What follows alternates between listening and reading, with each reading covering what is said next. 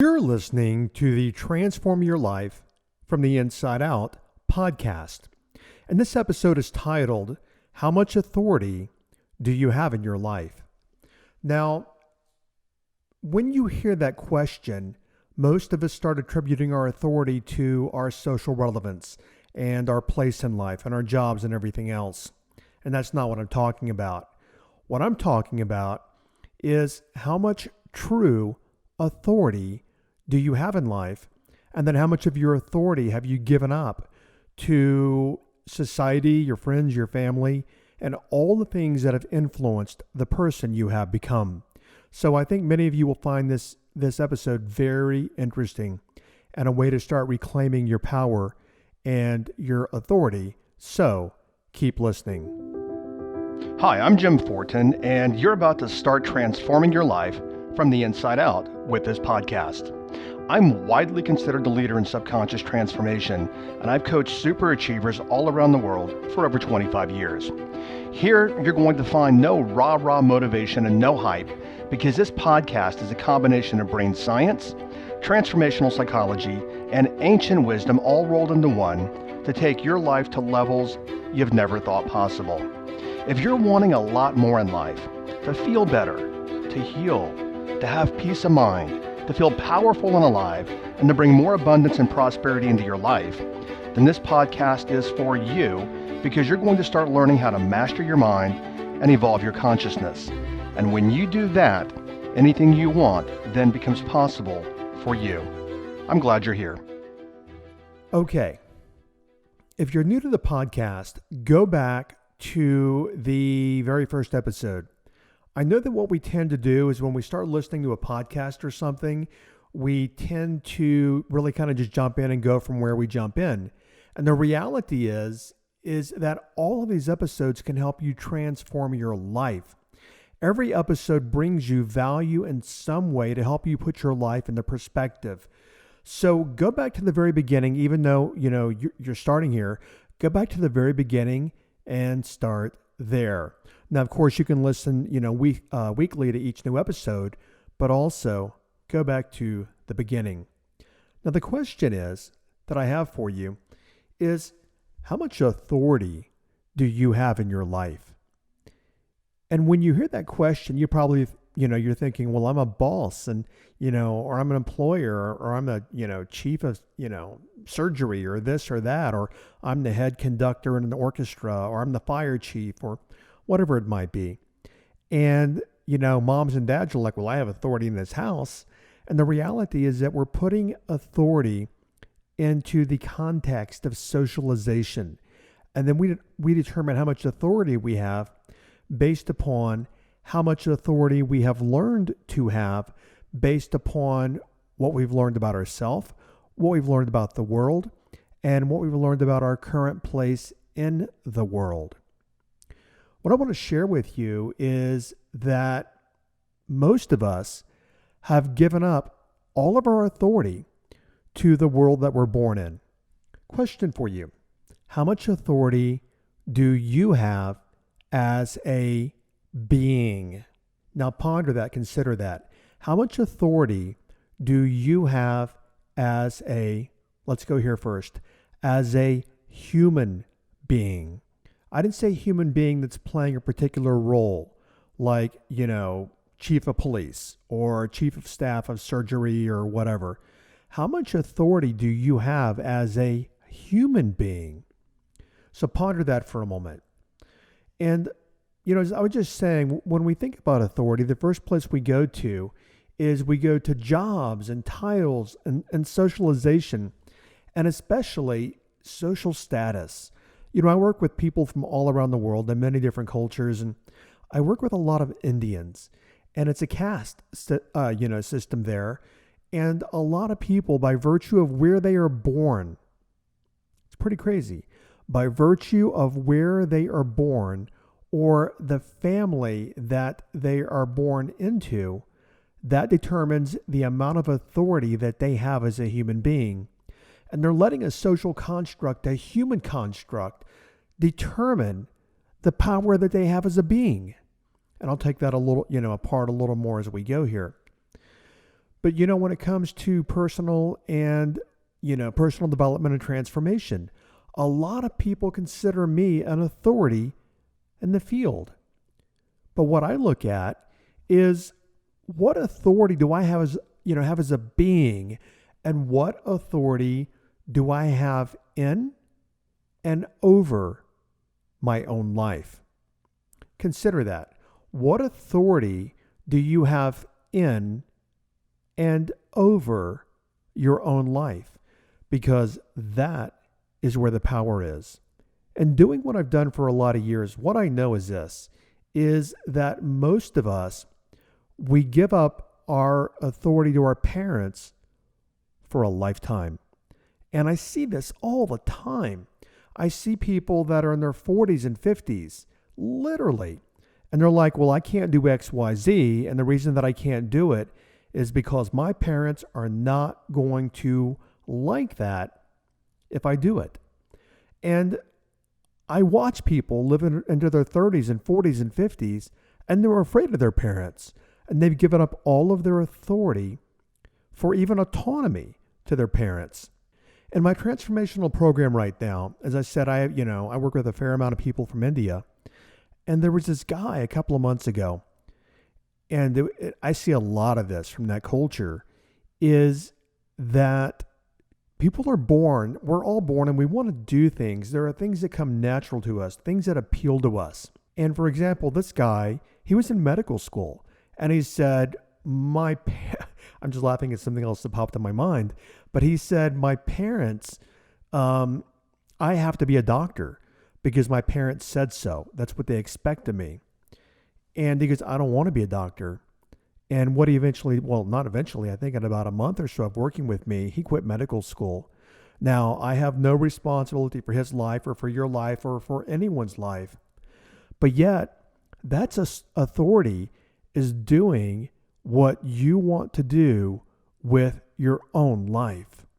When I started laughing a minute ago, I remember many years ago, and I have friends from all different kinds of backgrounds and religions and ethnicities and persuasions and socio-economic classes and etc.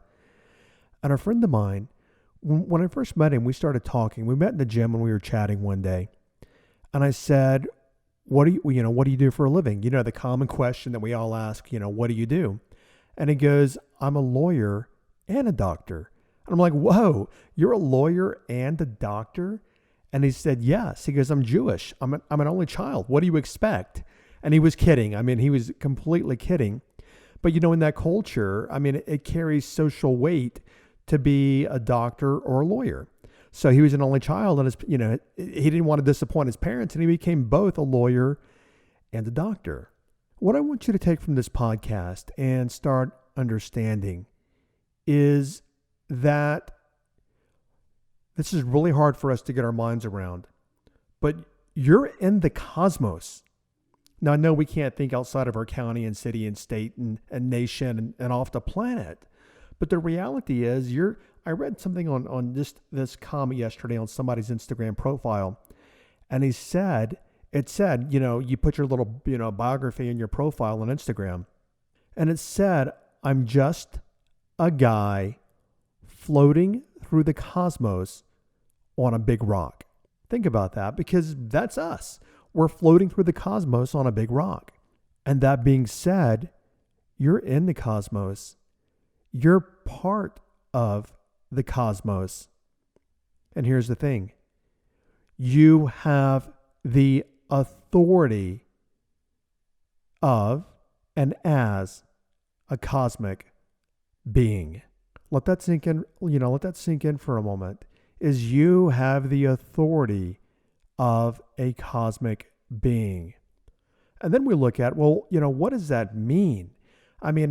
That's mind-boggling to even try to get my mind around. What? I've got the authority of the cosmos? Let me break it down, or let me start here first with humanity. That basically means that everything that is accorded to humanity, meaning anything that anyone else on the planet, anything they can do or they can have or they can be, you have that same thing. You have that same power in you. Why? because they're a reflection of the cosmos. You are a reflection of the cosmos, and you have the power and authority of anything that humanity has. As I started this episode and I was saying that most of us give our power and our authority away, and we do it, to our mother and our father and our family and our school and our church and other people, which basically is society. And then we let society let us determine who we're to be and even what we can be. And we do this because we're born, I think, like John Locke, the British philosopher, said many years ago, we're born tabula rasa. We're born a blank slate. And then what happens is, the world gets a hold of us, and mom and dad, and then you start, like, the second you pop out of the womb, you're like a video recorder and a audio recorder. And you start videoing and audioing the world through observation. And then you actually learn what the world is or is not based upon the observations that you're making. And these observations are your observations are always a reflection of how your parents operate in the world. I remember when I was 8 years old, I had to go to the doctor for something. And my mother used to always say, and a lot of our mothers used to always say this, and I went to the doctor more than when I was 8, but our parents used to say things like, you better listen to the doctor. And we're told that we have to listen to a doctor because they are authority figures. Now, in light of everything I've been through in the past year, if you've been listening for any amount of time, you know that I had heart failure last year and I had a stroke. And the doctors served their purpose with me. Honestly, I can't say that they helped me heal at all. They simply facilitated healing, partly through, modern medicine. And, that was kind of it. And actually the doctors, some of them could have hurt me, because if I believe them as an authority figure, one of the doctors, when I had heart failure, gave me a really bad prognosis. Now, what if I saw that doctor as an absolute authority and I bought every bit of that? Because that doctor told me that I would suffer a lifetime with heart failure. And then when I had a stroke later in the year, I went to the hospital, and the neurologist said, what do you mean you had heart failure? Your heart is stronger than most people's. Your heart's functioning at 73%. Well, I think they call it ejection refraction, meaning the pressure of the heart pumping blood. When the cardiologist, one of them told me that I was going to suffer, that was their words, I could suffer from heart failure for the rest of my life. I literally said, no, that's not going to happen. No, that is not me. And I didn't buy it. So we have to look at what we buy and what we buy into based upon what the world gives us and what the people that we perceive to be authority figures, what they give us. Because what if they're wrong? Because see, those authority figures are also living by what has been given to them. Now, I do want to point out here, if you need medical attention, you need to get it. I'm telling you right now, some kind of trauma, you're in a car accident, broken bone, chest pains, go to the doctor. I mean, use your common sense about this and go to the doctor and use that guidance carefully.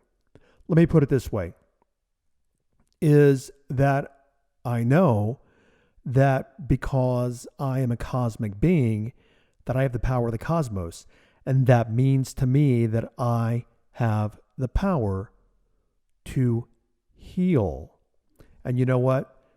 You do as well. So I want you to know that you have the power to heal as well. But, let's look at this. This is kind of like, ouchie, ow, that hurts when you get it. But when you give up your authority, think about this. When you give up your authority, you literally give up your life. Now, the question I have for you is, and by the way, if you think this doesn't apply to you, that's self-deception. And I mean every single person who listens to this podcast and this episode. If you think you haven't given up your authority, to society and your parents and social structure, then you're fooling yourself. You have. But what I want you to look at is, who have you given your life to? Think about that. Who have you given your life to? And then what many people do on top of that, they give their lives away. And then what they do is, I see it all the time, and this probably applies to a good percentage of you, is that you give your life away to your parent because your parent, you start videotaping and audio taping them, metaphorically, when you're born. So you give them all your authority and all your power. And then what a lot of people do is spend their life fighting to get that back. I've said it earlier and I'll say it before. It's shocking to me, literally shocking, the amount of people that literally live their lives in their 30s and their 40s and their 50s. And they're doing it to please their parents. I've even heard people say before that when their parents pass when they're older, I've literally heard people say, and maybe this, even applies to you. People have said, you know what? No, they passed. I've heard people say these exact words before. I'm free now. I mean, in their 50s, they're saying they're free, and they were free their entire lifetime. But you know what? They gave their power away. They gave their authority as a cosmic being away, and all that power to their parents. Because see, your parents have imprinted you since birth, which I've talked about twice, the audio and video recorder metaphor. So the question that I want you to ask yourself, what did your parents take from you in terms of your ability, in terms of your hopes and your wishes and your wants and your dreams and your desires? For example, painters, artists, dancers, singers. Many times I've seen, and especially like in a culture like India, is I've seen people say, I want to be, and I have somebody in my program right now, and she's just starting to allow herself to paint. And her work is really, really good. Seriously, I mean, it's really good. And actually, when she posted a picture of some of her work in my group, the group's like, wow, I want that.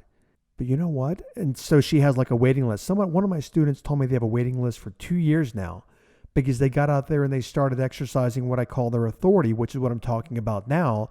But they didn't know they could attract those kind of people, because why? They were bottled up and they weren't exercising their authority because they weren't living from their soul, which is the cosmic part of who they're being. But I've seen so many people give up their authority to the social structure or socio-economic class that they're born into. Why? Because that's what they've learned they have to do. And then they've given up their lives, and then they're not living happy lives. So back to the question, what did your parents take from you in terms of your authority? Another question, and this is a hard one because I've tried to do it myself. Actually, I don't want to influence, you having a difficult time by telling you it's a hard one, but I want to speak for myself. I have found it to be challenging when I ask the question is, can you even imagine what your life would be if you had your full authority? Think about that. What would your life be if you had your full authority as a cosmic human being? And then as you're answering that, think for a second about what limitations did you learn? I mean, what can you be? What can you not be? What can you have? Even money, and so many people struggle with money. I remember my father often saying is, we're not those kinds of people. Well, today, guess what? I am that kind of person because I'm financially very wealthy and very comfortable. But you know what? My parents' limitations and what they impressed upon me and imprinted upon me held me down for decades. So, where would you be and what would you have if you were living in your full authority as a cosmic being? And I'll give you a question in just a minute. We can wrap up this episode. I'll give you a question that might help you explore this a little bit more. That being said, so often people and especially my podcast, and I assume it's because it's the way that I've laid it out. Somebody, most people want the 1, 2, 3s. Give me step number 1, step number 2, step number 3. Well, this isn't that. And when it comes to the heavy lifting, you've got to do your own heavy lifting with this. But let's not talk cosmic for a minute. Let's talk human being. And what I want to look at is that, really, truly, you're superhuman. You are a superhuman being, and you learn not to be. And think about all the things. Let's not even talk cosmic, as I said.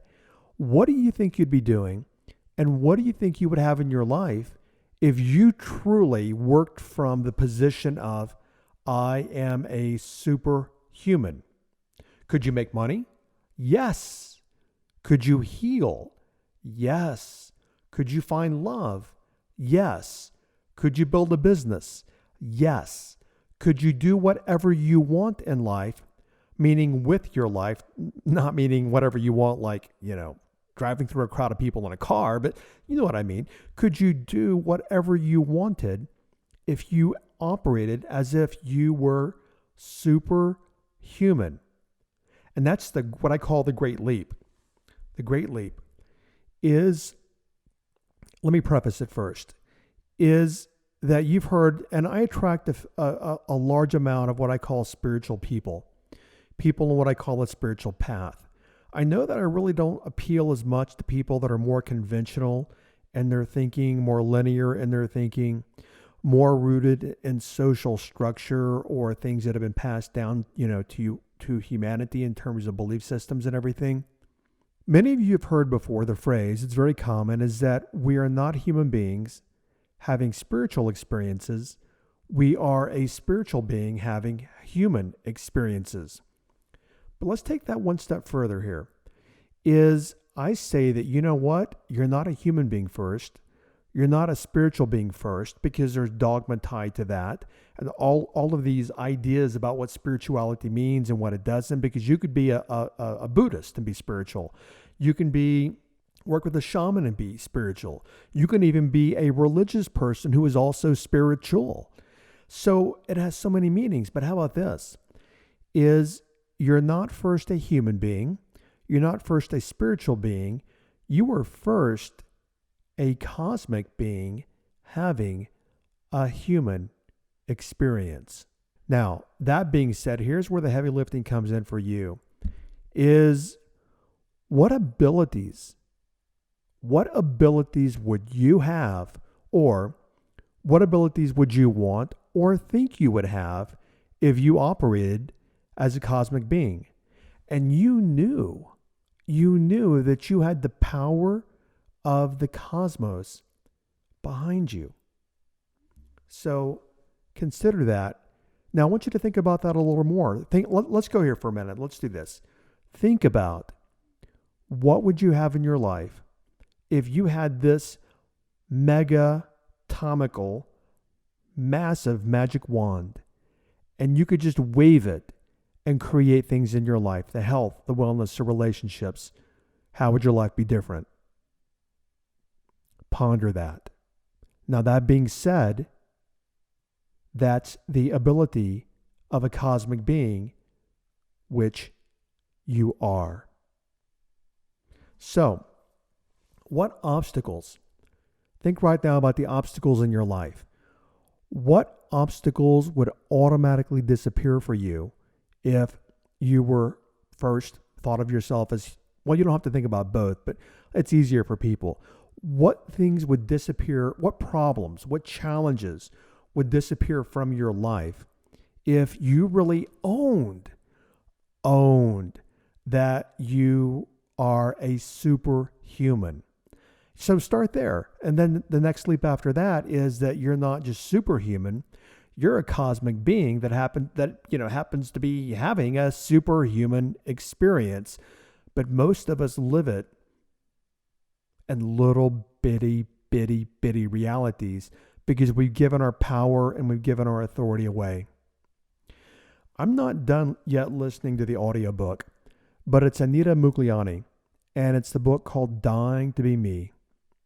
In the book, she talks about how she had lymphoma. And I mean, when you read the book, or you listen to the audiobook, it's like, whoa. I mean, this was I couldn't even fathom. I mean, I had heart failure and a stroke. And I'm lucky I had those. If I had to pick between that and what she had, I'd pick the heart failure and the stroke. And it was so tragic. That's my definition. I'm sorry. I'm putting words on it, meaning on it, and thoughts around it. But put it this way. I would not want to experience the experience that she had. And the doctors told her she wasn't going to make it. You're not going to make it through the night, is what she was told one time. And today she's out speaking about, well, read the book and you'll find out, or listen to the audiobook. But you know what? It wasn't the bag of skin that she is, Anita Mugliani. However you want to use that word. I mean, we're skin, we're bones, we're tissue, we're carbon, all this kind of stuff. It wasn't that healed her. It was the cosmic being in herself, and that she was tapping into the authority that she had, even not knowing it. She was tapping into the authority that she had and is as a cosmic being. So here's what I want you to take this week. You've heard it a billion times in a billion ways, and especially on social media. But what I want to share with you, whether or not you can get your mind around it or not, anything you want, anything, health, wellness, relationships, $1 billion, anything you want is available to you when you exercise your authority that you're born with as a cosmic being. So your transformational takeaway is this.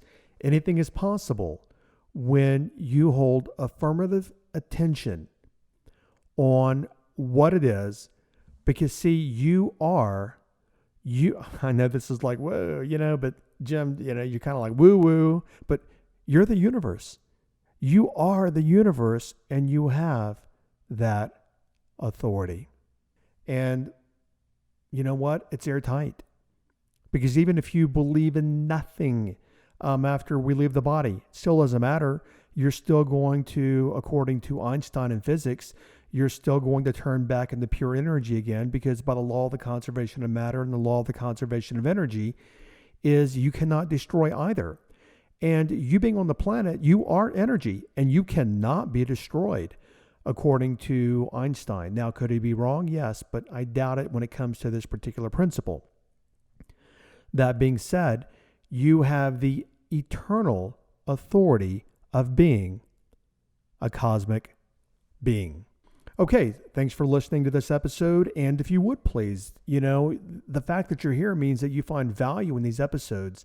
And if you would please, just share on social media. I mean, it doesn't cost you anything, doesn't cost me anything. Share on Instagram or Facebook or Twitter or LinkedIn or wherever you are.